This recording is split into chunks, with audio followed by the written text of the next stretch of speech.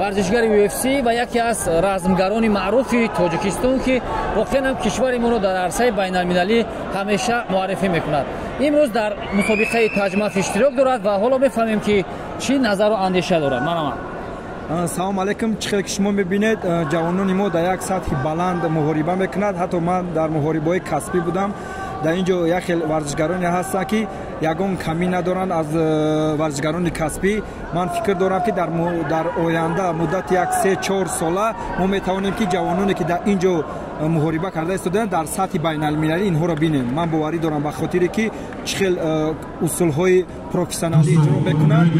خیلی هم از اون شهادت میدهند که ورزشگران ما در یک درجه خوب قرار دارند. عین حال مثلا شما دیدید یک مرحله گذریش است از نورسی به جوانی و از جوانی به پروفسیونالی.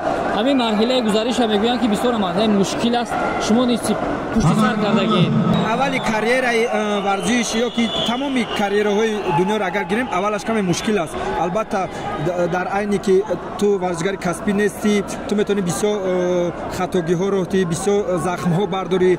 لیکن با تحت روبری تجمع که اینها یکی از مثالی که بگم گروپ های کسبی تشکیل دادن با تحت روبری تجمع خیلی آسان به پیش رفته استودن. عین حال و اگر نپرسیم شاید بسیار بیننده ها خفه شوند.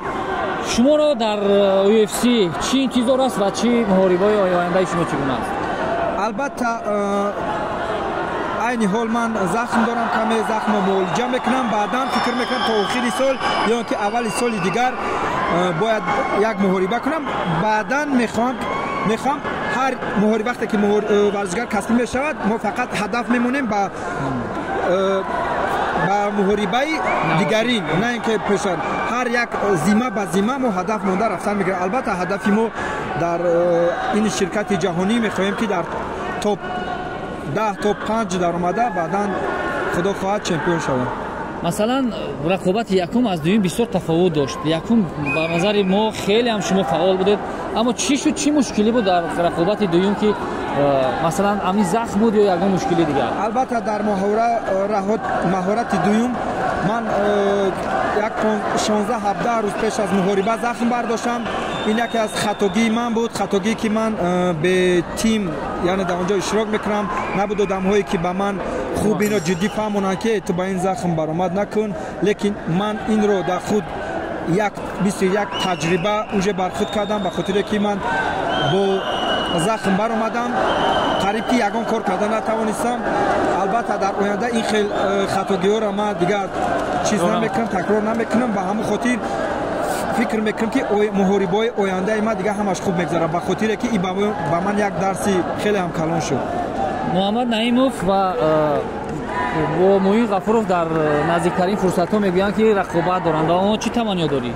البته این ورزشگرانی هموطنی ما است. البته میخوایم که بردباری ها با او خواهانم. مقصد میخوام که یک محاربه خوبی خصوصا با معین برای که باری اول باخته بود این بریدن برای او خیلی ضرور است، برای که بعد باخت باید همه وقت شود. بله. بعدا محمد نعیموف با فکر ماه اکتبر چیز دارد، برای پلان دارد که در ابوظبی محاربه کند. البته ما فقط برای ورزشگران خودمون بردباری ها و مخلصی میکنیم.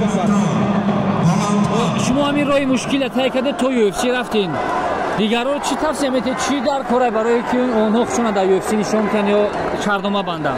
البته این یک تجربه کلان کشید برای که من سالهای زیاد است در کشورهای خارجی جنگ میکنم. اومده در این راهی من خیلی راه طولانی بود. البته مقصد یکم درجه این است که صبر کرده با دیسیپلین همه وقت نگاه نکرده به وزنی های زندگی و به وزنی های دیگر چطور صبر کرده و دیسیپلین مشقی رو قپیده پیش رعایت کرده پیش رفتن در کار. برای که فکر میکنم اگر صبر نکنی همه آدمیزاد قریب به مشکلی ها دچار میگردد. میتوند که من بسیار مشکلی ها بود که میتونستم که میتونستم که از این رو برگردم. برای حتی از خانواده ما بسیاری بس سخنها بود که رفته کار کنیم به خاطر که سالهای دراز طولانی من قریب که به پول جمع کردم. گویم خطا نمیکنیم. اومدن مدت یک 3-4 سال 5 سال شد که من با پول جنگ میکنم. қариб як 10 сол зиёдаш бепул ҷанг мекардам. Барои ҳамин ин мушкилиёро нигоҳ накарда як рӯз не як рӯз ба ҳадафат мерасӣ. баъд ҳамае ки ӯ рӯзҳое ки қасди сар карди ӯ вазвиниёро ҳамаи ванҳоро баъд ҷамъоҷамъ мепӯшонӣ баъд ба ин чизо. ва шумо муваффақият барори кор. мо ҳамеша ғалабаҳои шуморо интизорем. дар канори ман яке аз муҳорибатчиёни бисёр ҳам шинохтаи кишвар Сарвар Ҳамидов ҳастанд ки дар ташкилоти Беллатор баромад мекунанд. ҳоло имрӯз ки ин рақобатро мебинанд ва мехоҳем назарашонро дар бораи муҳорибаҳои ҷавон бифаҳмем. имрӯз чиро дидед ва киҳоро шинохтед? бисёр бародарони худам баромад мекунанд. бисёр ин ёшоро ман мешиносам ва хело хурсандам ки имрӯз ба ин мусобиқа омадам, тамошо мекунам ва бачаҳоро дастгирӣ мекунам. бачаҳо хело дар сатҳи баланд баромад мекунанд ва фикр мекунам ки дар оянда онҳо худро хело хуб дар ташкилотҳои дигар организатсия худро нишон медиҳанд. масалан шумо мактаби гӯштини тарзи озода гузаштед, баъдан ба муҳорибаҳо омадед, аммо ино аз ибтидо ҳамин шурӯъ мекунанд аз муҳорибаҳо. барояшон омӯзиши дигар мактабҳои гӯштин, теквондо хоса дигарро муҳим бошад ё не?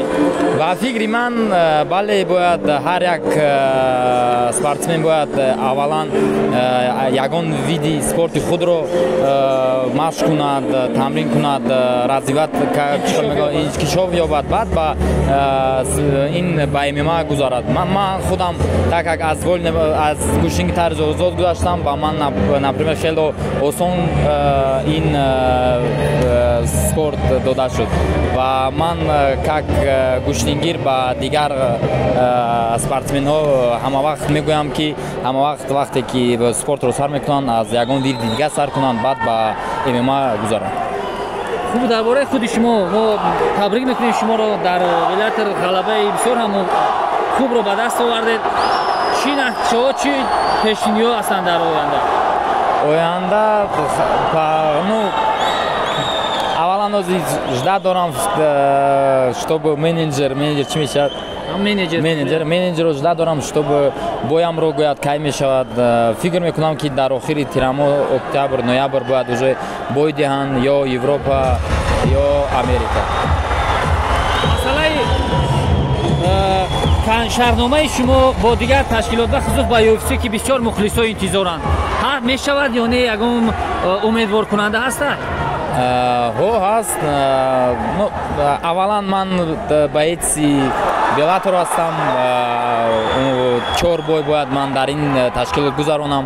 фикри ман аввалан дар ин ки организатсия аст. вақте ки контракти худро бойҳои худро мегузарам, баъд фикр мекунам ки гузарам ба UFC ё нагузарам ё бестам. муваффақият барори кор. саломат бошед. дӯстони гиромӣ, Анис Ёқубов яке аз варзишгароне ки дар мусобиқаи охири ACA тавонист ба рақибаш бо як истеъдоди фавқулода ғалаба мекунад ва ҳама мардуми тоҷик то ҳанӯз такроран ин рақобатро тамошо мекунанд. Анис, хушомадӣ ба Душанбе ва мехостем дар бораи ин рақобате ки ҳоло рафтест аст назартона фаҳмем. Всех приветствую, всем ассаламу алейкум. Турнир проходит очень круто. Я сейчас сижу, наблюдаю, люди развиваются, спортсмены на высоком уровне уже. Я рад, очень зрелищно проходит турнир. дар бораи рақобат шумо дар ACA мехостем фаҳмем. Чӣ гуна рақобатро гузарондӣ ва чӣ нақшаҳо дорӣ? Турнир прошел, как вы видели, все отлично. Я финишировал за 34 секунды. Дальше я вызывал Вартана Асатряна, мы ждем ответа от него. Вот.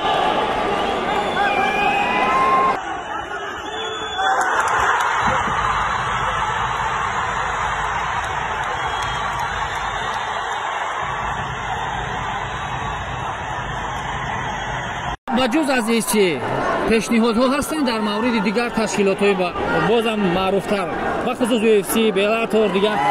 Ҳозирашда ман контракт дорам хати ACA, ман бояд ин контракта выполнить.